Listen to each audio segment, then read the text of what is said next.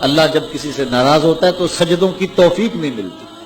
اللہ جب کسی سے ناراض ہوتا ہے تو خشیت الہی کے جذبے چھین لیے جاتے ہیں. تو وہ یہ دولتیں لے لیتا ہے. بندہ سمجھتا ہے میں نماز پڑھنے نہیں جاتا، اور تو کون ہے نہ جانے والا، وہ بلاتا ہی نہیں ہے، تجھے توفیق سجدہ ہی نہیں دیتا ہے. تو کون ہے؟ تو بھاگتا ہوا جائے.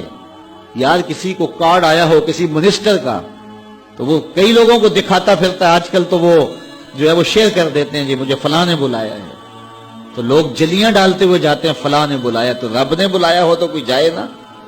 او میاں تجھے اس نے پھر بلایا ہی نہیں. تیرے سے ناراضگی ایسی ہے کہ تیرے کانوں سے آواز تو ٹکرائی ہے لیکن تیری روح تک نہیں پہنچی. اس نے روک دیا راستے میں. اللہ فرماتا ہے کہ ہم ان کے کانوں میں پردے ڈال دیتے ہیں، ان کی آنکھوں پہ پردے ڈال دیتے ہیں، ان کے دل پہ پردے ڈال دیتے ہیں. تو بندہ کہتا ہے میں نہیں پڑھتا، تو کون ہے نہ پڑھنے والا؟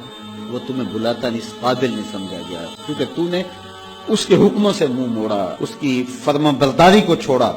تو پھر اس نے بھی تجھے راندہ درگاہ کر دیا اور بھٹکتا پھر سویر سے لے کر شام تک کس کس کو سلوٹ کرتا. لیکن تجھے توفیق نہیں ہوگی اس کی حضور سجدہ ریزی کی. اگر کوئی نماز نہیں پڑھتا، کوئی سجدہ ریزیاں نہیں کرتا، اللہ کے حضور جھکنے کی اگر کسی کو عادت تھی تو وہ مت سمجھے کہ میں نہیں کرتا.